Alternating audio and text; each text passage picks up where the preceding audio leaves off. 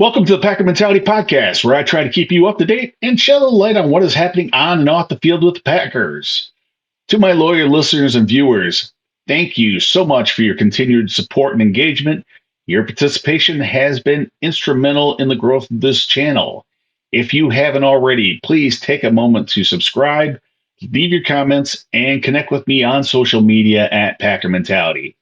Remember, you can catch this podcast on all your favorite podcast platforms. The combine is this week, which means things will start changing going forward. Up until now, player rankings were mostly about what people saw on the field, actual live competition.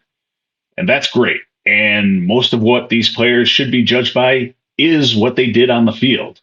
But it is not everything. If teams are going to commit to a player in a draft pick and a lot of money, they want to validate what they've seen on the field, and the combine gives them the means to do so. So, what happens at the combine? This comes right from the NFL's website. There will be medical evaluations for the players. I will quote right from the website. Medical Advisory Committee will be reviewing their medical histories, which are stored in a shared NFL/NCAA database and updated by physicians, athletic trainers, and other specialists throughout their college careers. While the medical tests are fairly standard for all players, the committee may recommend additional studies in some cases. For example, it may suggest that a player who has a history of knee injuries undergo an additional MRI. And that's basically just to check the structure of their knee, make sure it's not going to be a problem going forward. They will also undergo psychological tests, part of which is the infamous Wonderlic test. According to the website, it is a cognitive assessment comprising 50 questions against abstract, verbal, numerical, and general knowledge domains, all to be completed within a 12-minute time frame. Basically, it's a test with a really short time limit. It's a stress test. Some agents don't like it. The results are not supposed to be released. No one's supposed to know what their scores were, but in the past, some very good and some very bad scores have been leaked. The players will undergo interviews with teams, not all teams. And these are like job interviews. Basically, they want to see how you will fit in and get an idea of your personality. And of course, there will be the tests and the drills. 40-yard dash, bench pressing 225 pounds. How many times can you throw that up? Vertical jump, broad jump, 20-yard shuttle, 3-cone drill, 60-yard shuttle, and position-specific drills.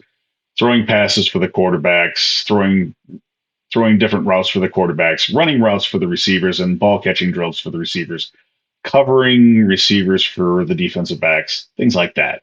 The term RAS, relative athletic score, will start to come up a lot now. The Packers seem to like to use the RAS to help find their guys in the draft. Relative athletic score is a metric that combines the various categories measured at the NFL Combine, things like height, weight, wingspan, and their drills, into one aggregate number that's then contextualized against other athletes of the same position. There is a formula. I'm not going to go into it. Just know what it is. It's done on a 0 to 10 scale. In case you're wondering, the Packers don't draft guys in the first round that have anything less than a 9 on the RAS. We'll be seeing a lot of the RAS on players in the next few weeks leading up to the NFL draft. Now, let's get into the mock draft.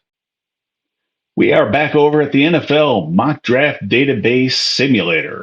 I'll be honest, I like the Pro Football Focus simulator much better. It gives better trade options, and I think it's more realistic.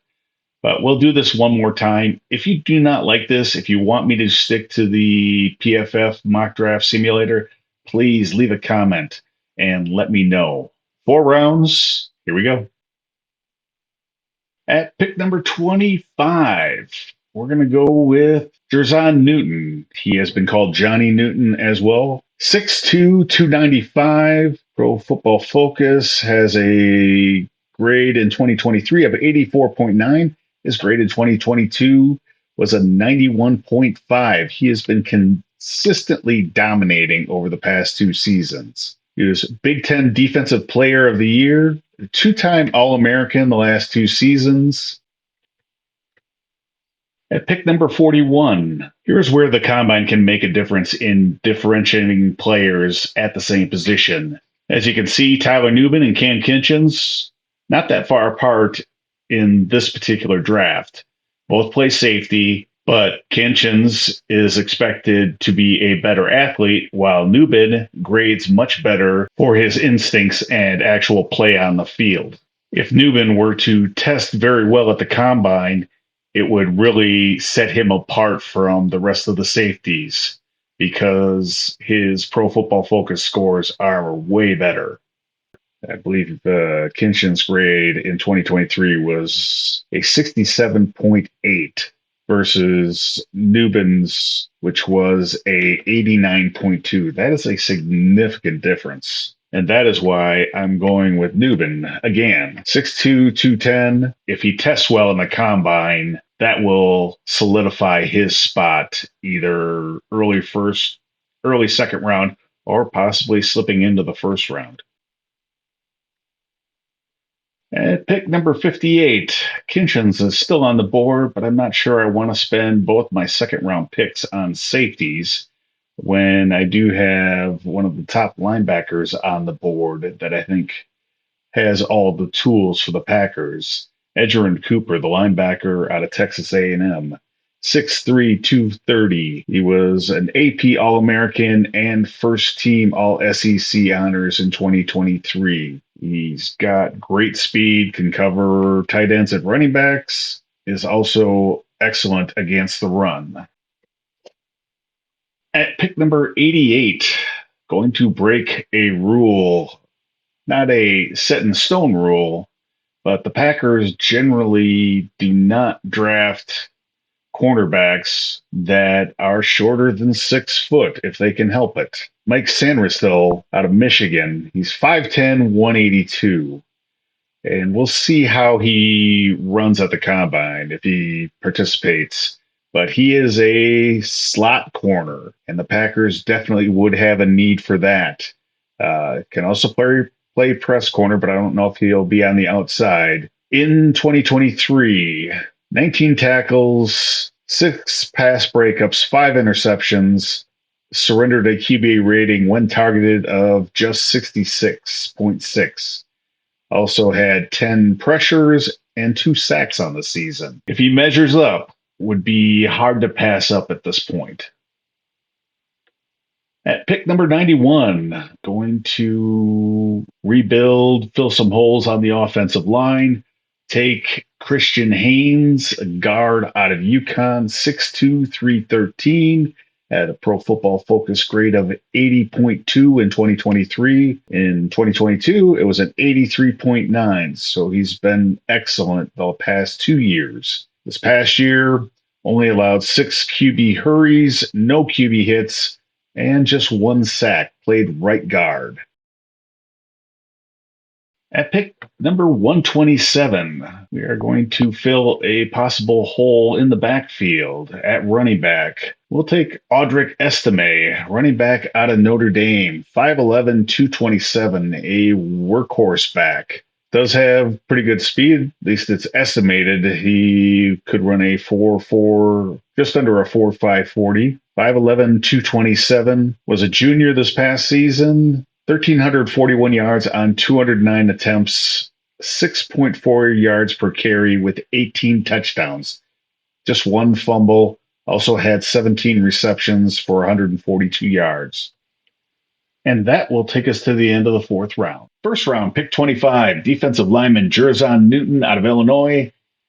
Second round, safety Tyler Newman out of Minnesota. Also second round, Edgerrin Cooper, linebacker, Texas A&M.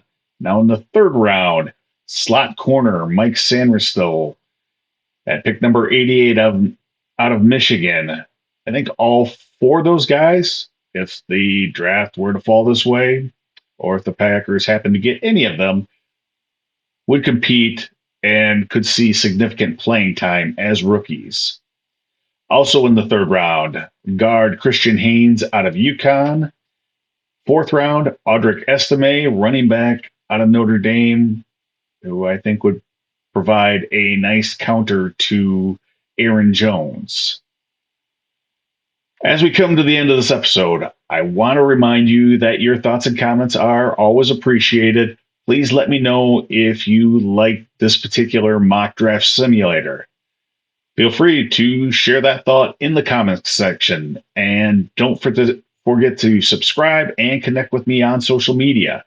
Have a great week, everyone. And remember, go Pack Go.